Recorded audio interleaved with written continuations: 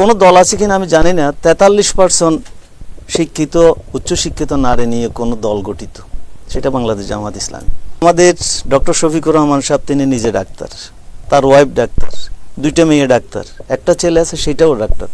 তো যারা নিজেদের মহিলাদেরকে উচ্চ শিক্ষিত করেছে, মহিলাদেরকে শিক্ষিত করা হবে না, ঘর থেকে বের হতে দেবে না, এরা তো শিক্ষিত হয়েছে, ঘর থেকে বের হয়ে তো হয়েছে।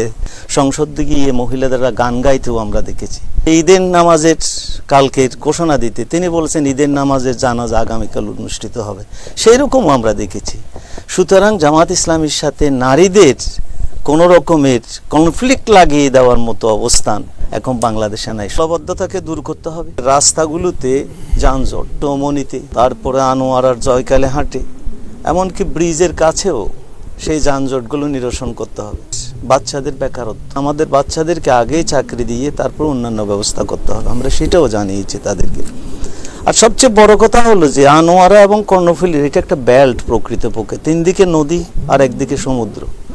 আমরা যদি একটা বেল্ট করে দিতে পারতাম চারপাশে, সংসদ নির্বাচনে যেমন আকাঙ্ক্ষার প্রার্থীকে ভোট দেব, আমাদের প্রতীকে ভোট দেব, তেমনি একটা হাঁ ভোটও আমরা ইনশাআল্লাহ দিব।